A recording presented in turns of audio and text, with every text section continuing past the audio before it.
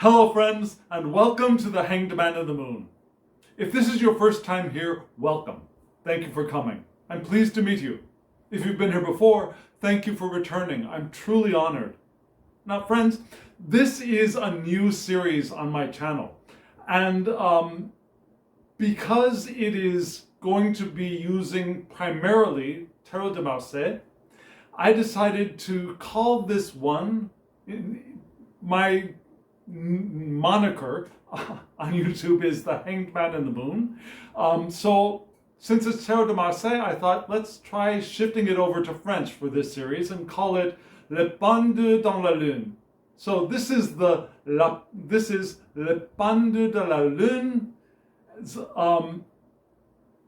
series where I use Tarot de Marseille or also some of the older Italian decks. And decks from that period, from the 1500s, let's say, to the 1800s, which are generally non-illustrated. I might pull out Solabusca, I might pull out some of the semi-illustrated decks like the Soprafino, but mostly Tarot de Marseille or the older Italian non-scenic decks. And I'll use those to answer a question which I pull out of my larger spread for the week. And I've already done that spread for this week. And I will put a card up here so you can click on that and go to that video if you want to see the full spread for this week's discussion on living an intentional life. So I've pulled one question out of that.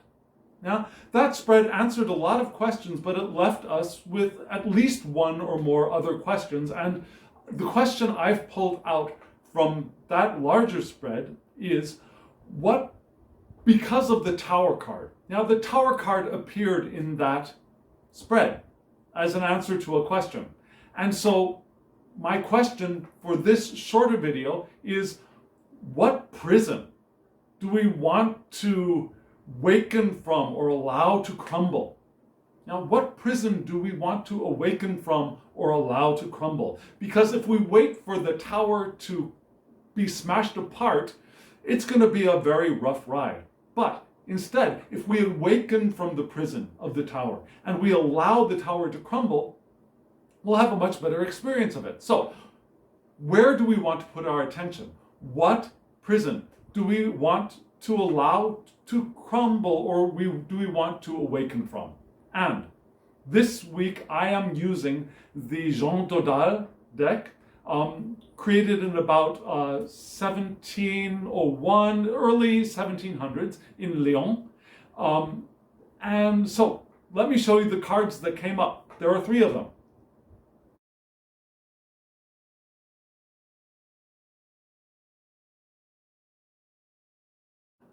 I was frankly very surprised when these cards appeared. You notice that they're all cups, yeah?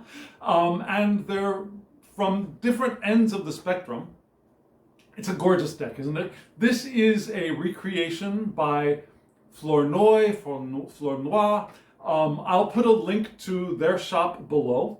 If you want to go check out these decks, they're still available, I believe. Or this deck, it is still available, I believe. And so again, we've got all cups. Another surprise is that they're cups, right? This question, I would have thought would have been one of the material, perhaps, yeah, crumbling the structure. But most probably, I imagined it would be a swords card, something of the mind, yeah, because we usually think of our prisons as being a mental construct. But we get the cards of cups. Now we get the cups coming up. And then on reconsideration, after thinking about it for a moment, I realized that, yeah, that's true. We might construct the prison out of mental constructs, but it's an emotional experience. The experience of being imprisoned while the prison is one of mind, the experience is an emotional one. And it's that which we want to focus on to allow the mental construct to crumble. We want to recognize the emotional element of the prison. Because that is what is going to help us to free ourselves. And we get 3 cards, the 9 of Cups, the 8 of Cups, and the 2 of Cups. And I'm going to read them in that progression this time because it makes the most sense. Now, the 9 of Cups, for many people that I know of, I've heard other readers read even Tarot de Marseille, the 9 of Cups as being a card of satisfaction, which it isn't to me. Because of the way I read Tarot de Marseille. There are different traditions of reading Tarot de Marseille and many styles of reading, and my style of reading tells me and this card is answering my question in my way, the 9 of Cups is a card of grief. It's the ending of a cycle. We've almost reached the end. Things are breaking apart and breaking down. That's where I see the 9s. So the 9s are cards of breaking down and breaking apart. And so emotionally, it's grief. Yeah? It could be ending a relationship. It could be the feeling of solitude and loneliness. Now in the 9 of Cups, you see that there is 1 cup in the center, surrounded by 8 other cups, and that the floral decorations on the card kind of isolate that one. The others are kind of isolated as well, but the one that is the most isolated is the one in the center. Now the ones on the sides, they're open to at least the top, if not the top and the side. The one in the center is completely bound in, emotionally bound in. So loneliness and solitude. And that is what I think we want to allow to break apart, to crumble, to awaken from.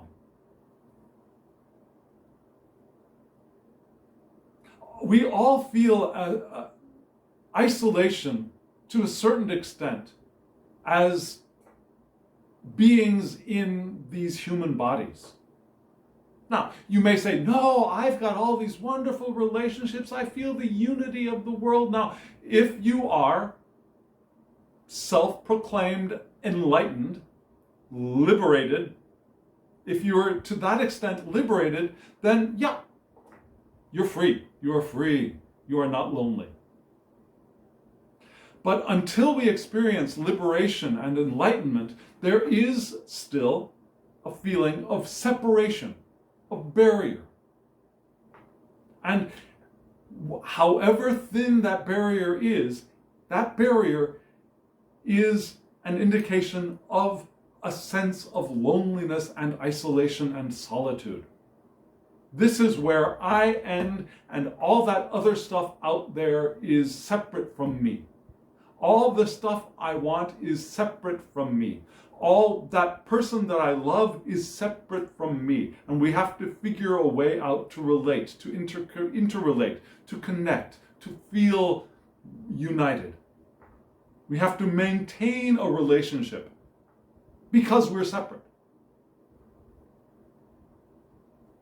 So we all have a sense of loneliness, isolation, and solitude to one extent or another. Some of us have it very strongly. It's a very severe sense of really being isolated, that there is no one that we are connected to or related to. I've experienced that in the past. I have experienced that in the present from time to time. Do you?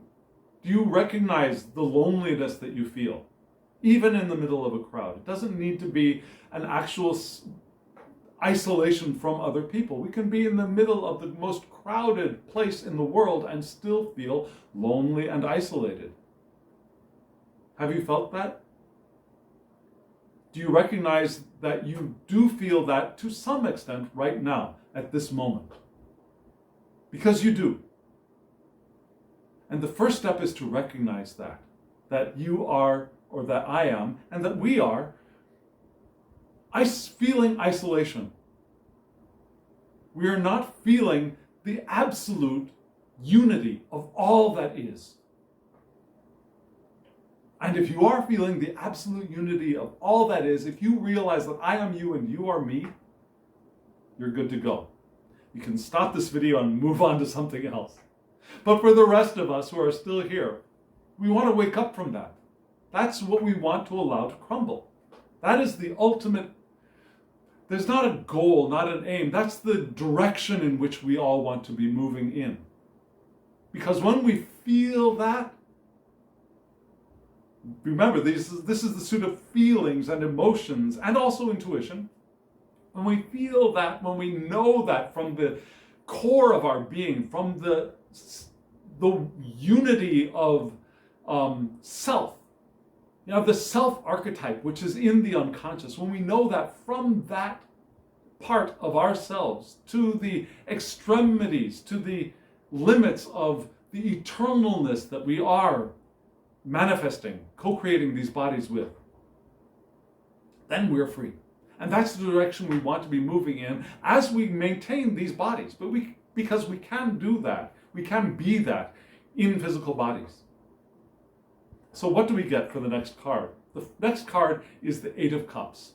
It's the card of unconditional love.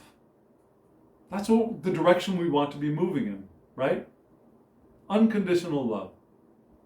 We don't need to have other people be a certain way, do a certain thing, or even be near to feel love and connected with them. It's the card of unity, of self and other. And that's the solution to the 9.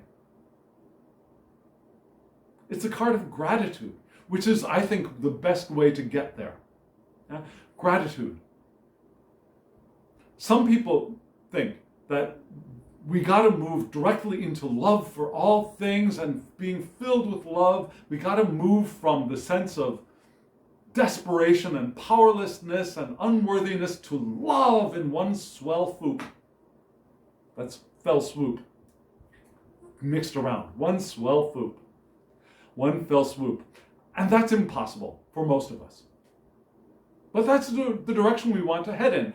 And one of the best ways, the easiest ways that I know of to move towards love, when you feel mired in more negative emotions like worry, pessimism, unhappiness, sorrow, grief, frustration, powerlessness, is to move towards gratitude, because gratitude is something that's a little bit easier to get our minds and hands around. We can do things.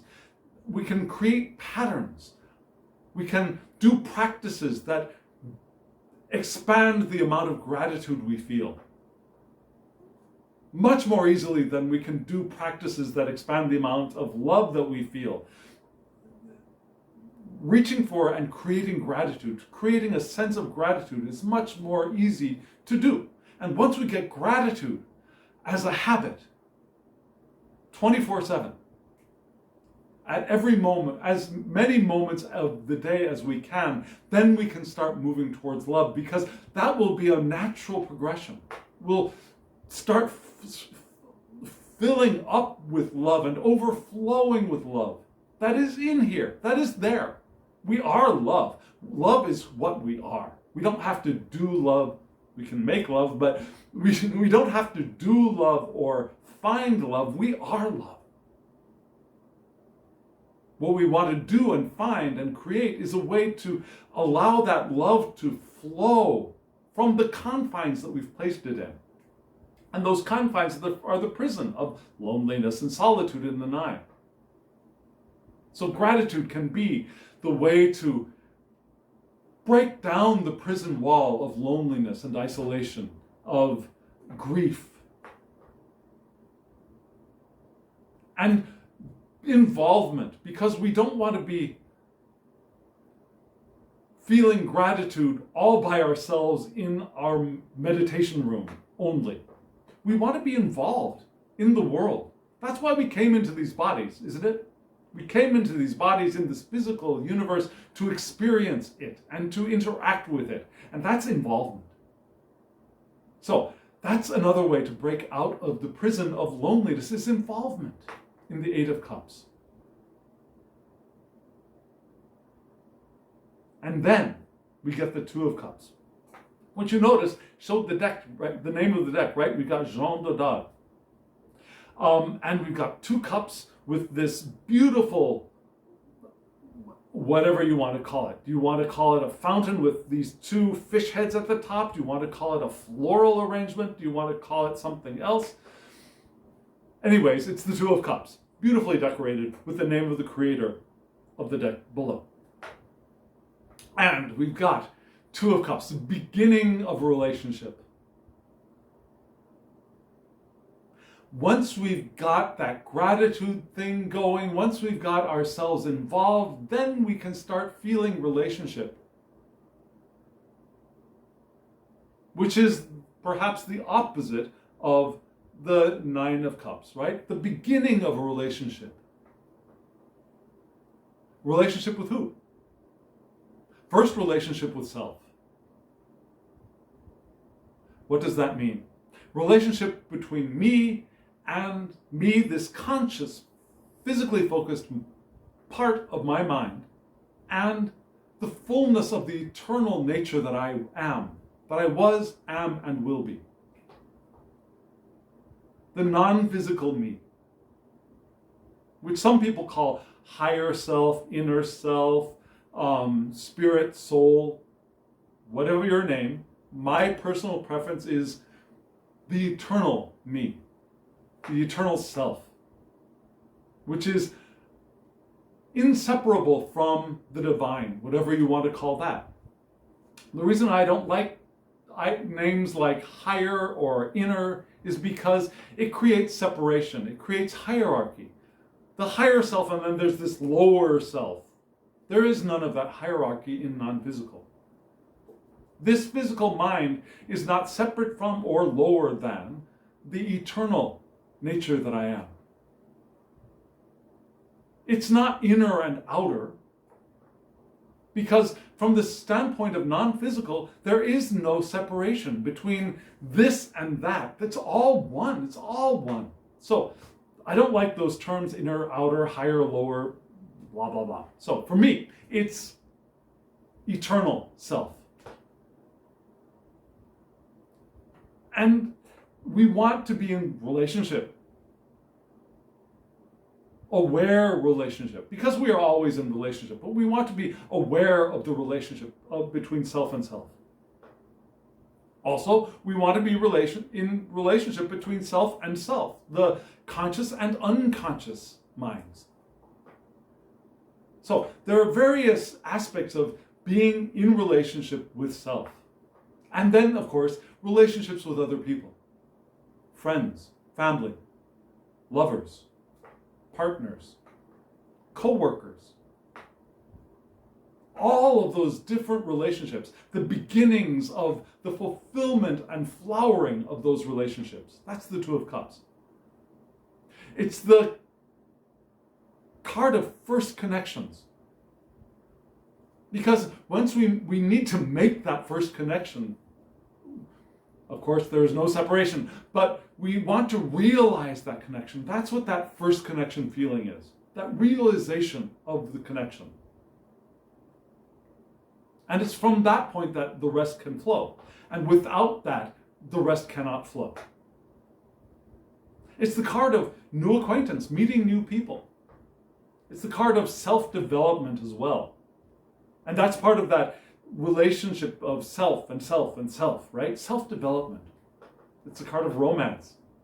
It's a card of relationship or close personal alliance. And that's what helps move us from our experience of gratitude, our involvement in the world with other people, the unity of self, unconditional love, then moves into the world of interactions and relationships and romance and partnerships and the thirst for love after solitude. So we might not be there. We might not get to that first realization of contact, but we can still have that thirst because we've realized that we have come from this isolation of imprisoned loneliness, isolation, grief. We've developed gratitude. We've developed unconditional love first. And then we thirst for love after this solitude. Love expressed and experienced out in the world. That's how we free ourselves from the prisons. That's how we allow the prisons to crumble, to move from that isolation into gratitude and then unconditional love, and then thirsting for the relationship after solitude, and then experiencing that first recognition of there is connection and allowing that to develop. Isn't that a beautiful, beautiful way of understanding the experience of allowing the tower to crumble, which was a card in that longer video for this week. So friends, what do you think? Let me know. Now, hit the like button if this meant anything to you, if you experienced anything, good or bad, from this video.